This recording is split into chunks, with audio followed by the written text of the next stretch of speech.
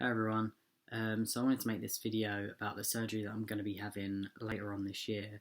I haven't got a date for it yet, but it will probably be around August time, but I'll get into that a bit later. Um, Basically, this surgery for me is going to completely complete my transition and will put me in the body that I should have been born in. It's called phalloplasty, and it's completely available for free on the NHS in this country, which is very fortunate. Um, and there's only one team made up of actually four, because they've just got someone else, I think, four people that kind of alternate and do the surgeries. And it's kind of operated in London, and there's a couple of different hospitals, but yeah. The surgery is done over 3 stages in about a year, year and a half, 2 years, depending on how well you heal, if there's complications, time frame, how well they can book you, and there's loads of variables. But best case scenario, a year. Well, 9 months to a year. So yeah. Stage one of this surgery is basically the creation of the basic shape of the willy, and for me it's going to be taken. It's made out of using donor skin from somewhere else on your body. So for me, it's going to be taken from my left forearm, this one here. The reason I'm having this one, they try normally to go for your non-dominant, that's a hard word to say, arm, because if you're right-handed and something was to go wrong, they didn't want you to lose, worst case scenario, they didn't want you to lose function or whatever in your right hand that you write with and do most things. Luckily for me, I'm quite ambidextrous anyway. But yeah, left hand is my less dominant one. So I'm going for that. And I've been having hair removal on it because I don't really want a overly hairy penis in the future. So yeah, this is actually the reason I haven't got a date. I'm okay to go now, and I got a phone call from the surgery team, to book me in. Would have been around now time, but where I'm having hair removal, they want me to completely complete that and then have 3 months to make sure all the hair's completely gone before they do operation. So going on time, it will probably be August time. So yeah. So stage one of the surgery, what they do, it's done over, I think, like nearly 8 hours, I think. Or they might have got the time down a bit more, because I saw someone the other day who'd had it done in like 5. But they'll basically take the skin, and for this I've actually got Play-Doh because it's like easier to show you. So if we get this bit that I've cut up, and we pretend that's my skin, because I've got relatively like no fat on my arms, it's probably gonna go most of the way around. So they make 2 tubes, so there's one. Actually, I'll show you the first one first. They'll take this bit here, which is the kind of hairless bit, and they'll roll that up. Oh, it's really hard to roll. Yeah, they'll roll that up into kind of like a tube, like a hollow type one, and that's going to be your urethra, which is what you wee through. And so you got that. That's taken from the most hairless part, because obviously you don't want to have loads of hair in your urethra, because it's going to be causing infections and stuff. And then they take the outside part there, this bigger bit, and they'll take all of that off, and they'll wrap the urethra around this, and the way they describe it is kind of like a Swiss roll. So I assume it's going to be something like that. It doesn't look like a Swiss roll, did it? And this is the length that they do is the length it's going to be all the time. It doesn't vary. It doesn't get smaller when it's flaccid, and when it's erect it doesn't get bigger. That's what it's going to be all the time. So they need to try and find a happy medium that isn't going to look like you're rocking a boner all the time, and that is going to be like big enough to perform. So, you know, I think they go for about 5.5 inches, but it depends on what you've got to work with. I don't actually know how long this is, but I think that's about as much as they're going to take. So for in the future, that's probably how big I'm going to be. I don't know if it'll be thicker than that. It probably will be. I don't know how my skin varies with Play-Doh. So yeah, and then what they'll do is they'll put that onto my pubic bone, and it will kind of sit there. And this is the basic shape. If you're going to Google phalloplasty and put it into Google Images, a lot of the pictures that come up are of stage 1, and you see it, and it doesn't have any of the glands, it doesn't have any kind of detailing in it yet. So a lot of people see that and they'll go, I don't want phalloplasty, it doesn't look anything like a cisgender person's penis, but in reality it will, and that's what they get to on stage 2. But going back to stage 1, they'll transplant that down, and then they'll hook up nerves from my existing anatomy, which will hopefully give it sexual sensation. And they'll also try to keep the nerves intact from my arm, so I'll have tactile touch sensation. And the reason they take it, they try and offer it from your arm, is because it has the most amount of nerves and a really good blood supply. So when they transplant it down there, you have a better chance of getting sensation. They do also offer it from your stomach here, your stomach fat. That's pubic phalloplasty, which, according to the team, offers a less chance of sensation. But people go for that because it's a less on-site, like you can't see the scarring. So if scarring's a massive thing for you, then that's ideal. But for me, scarring isn't really an issue. After they've obviously taken it down, my arm's going to be raw flesh, so they're going to take a skin graft from under my bum. So I'm essentially going to get a butt lift. They'll take the skin off of there and transplant it on, and it's a full thickness skin graft, I think. So it'll pretty much just cover the whole area, and, you know, best case scenario, you'll just see the scars going round where they've attached it. But, you know, depending on how you heal, it doesn't always work out like that. You might be able to see more of the scar, but it should be, what they aim for is it being the same thickness the whole way. Because sometimes you'll see split thickness grafts and they'll kind of like dip where it goes. But, you know, it just depends on how well you heal and that kind of stuff.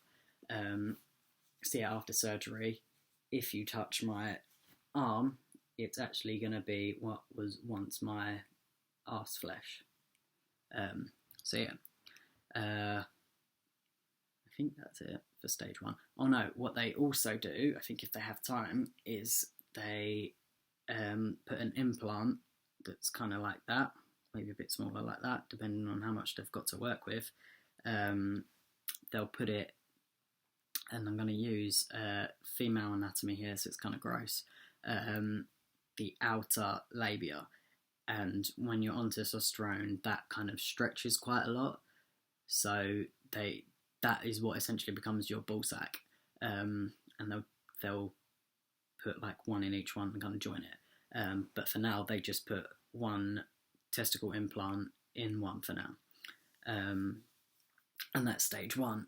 And I'm going to be out of action for ages because I'm going to have a bad arm and I'm going to be in a sling like that and all kinds of stuff. And that I'll probably be in hospital for about a week for. Yeah. So then once I'm all healed up and they give me a date for stage 2, I'll go down for that. And what that is they hook up your urethra to your bladder. So stage 1, they don't hook it up, they just have it there in place. Stage 2, they hook it up so you can wee through it. And what they also do is they sculpt the tip of it to give you like a bell end. And what they do is they'll scrape some of the skin back like that and then roll it on in itself. And I've got another bit here because I couldn't bother to scrape it, but they'll basically end up having like that. Obviously a lot more realistic looking than Play-Doh. So yeah, and then to cover the bit, because obviously they've scraped up flesh, so it's going to be raw flesh there, they'll take another skin graft from somewhere like here, somewhere hairless, to cover that. And obviously it's not going to be open-ended like that, it's going to be, you know, more penis shaped. I'm not very good at sculpting penises out of Play-Doh. So yeah, you have that in stage 2, and what they'll also do is give you a hysterectomy. Hopefully I'll be having a keyhole one, so that'll be a scar here, here, underneath my belly button, and just over it, and just on top of it even. So I have 4 small scars there. So what we're going on already is one here, and then the tiny little keyhole scars for the hysterectomy, which pretty much heals and you can't see over time. And then I'll have one going up there, which will probably look like an old school appendix scar. And then where they hook up, I think, the nerves, I'll have another one going up here. I think that's what it's for. So yeah, but like I said, scarring isn't something that bothers me at all. You know, it's a small price to pay to get my body right, you know. So yeah, hysterectomy, that'll be done. They will do a vaginectomy, where I assume they close up the hole, and you can opt to keep it open if that's what you want, but I don't. I want to get rid of it all. They will do, I think it's an oophorectomy. I'm not entirely sure what that is, but I assume it's something to do with basically scraping out all your female innards, closing everything up, and that's it, it's done. And that'll mean after stage 2, I will never be able to have biological children unless science, you know, finds a way to take a fingernail and create it into artificial sperm. But yeah, from using my own stuff, I won't be able to have children after that. And that wasn't a decision that I made really easily. That was something that I had to think about for a long time, and at the end of the day it came down to, do I want biological children or do I want the correct body? And that's how brutal it is. But there you go. Obviously I decided that having the correct body was more important to me. So yeah, I think that's it for stage 2. Oh, I think what else they do is the ball that they put in on stage 1, they'll move it over to the other side to kind of stretch that one out a bit. And after that, I will probably be in hospital for a few days, and I'll have a catheter put in. I think it's normally a suprapubic one. I don't know how to say that. That will go in like through there into my bladder rather than up and into it. And then after that's taken out, I will have to learn how to stand to pee, and I'll be able to use it for that kind of stuff. So yeah, and then the last stage is where they put an erectile device in it. And that's either one of 2 things at the moment. It's either a semi-rigid rod that's kind of, I guess, like that, and you just kind of bend it into shape and it will stay there, not like this. But the downside of that is that it probably looks like you've got a bit of a semi all the time. But I don't know, I don't think I've ever seen a picture of someone who has that. But yeah, and the other one, which is the more popular one, which is the one I'm kind of leaning towards at the moment, but I don't really know, is it's kind of like two or one, depending on how much space they've got to play with, kind of like hollow tubes that they'll put in, either one on either side or on one side, I don't really know. and they'll have a pipe connecting up to a reservoir which they'll bury inside you. You won't be able to feel it, and that's full up with saline. And then what they'll do is, in the first ball sack that they created during stage 1, they'll put a pump which looks like a testicle.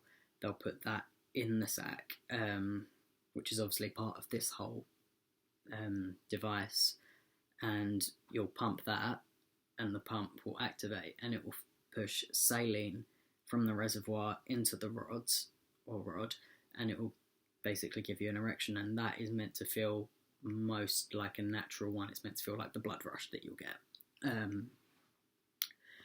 So yeah, I think that's the one a lot of people go to, like, use just for that reason. And then obviously once you're done, you push a kind of like button valve thing that's on the back, I think, and that'll obviously deflate it, and all the saline will go back into the reservoir. I think they normally last like 10 years or so, and then you might have to have it replaced, but it just depends on how much you're using it, I guess. So yeah, that's pretty much it. But yeah, the whole thing, like I said, will probably take around a year to complete. But at the end of the day, it'll be worth it. So yeah, with the implant things, I'm not entirely sure which one I want to go for, because the one with all the reservoir kind of cringes me out a bit, thinking about all the different parts, and like having that much like machinery inside me. I think I'd feel a bit like a cyborg, but then on the other hand, it's, I don't know, it's a lot to weigh up, and I probably will end up going for that one anyway. It's just confusing, there's so many decisions to make. So yeah, so after all of this surgery, I will have a fully functioning willy that will look like it should and everything, and I'll be able to pee through it. I'll have a ball sack and everything, and then eventually I'll be able to use it for sex. And the important thing is, with the nerve hookup that they do to my existing anatomy, I should have sexual sensation in it, so I will be able to, like, you know, I won't give you the details, but yeah, basically. After this surgery, I don't know if I'll be sharing pictures or not, because it's kind of it's quite private. I mean, I assume a lot of you wouldn't share pictures of your genitals online, but I think if people are okay about it, and they're, you know, I don't know, I might feel comfortable sharing pictures with them, as long as they don't share it to other people, sort of thing. But yeah, that's time off now. So yeah, I think that's pretty much it. If you have any questions, you know, ask me or whatever. And I, you know, to the best of my knowledge, all the information I've given you is correct. But it's a lot to try and remember. So if I have got anything wrong, don't shout at me. I don't know where I lift this up. Oh, here it is. And now I've got like 2 pots of Play-Doh because they were on offer in Tesco's. So it's a win-win situation. Yeah. Sorry this video was really long, but yeah, that's pretty much it. Yeah, thanks for watching.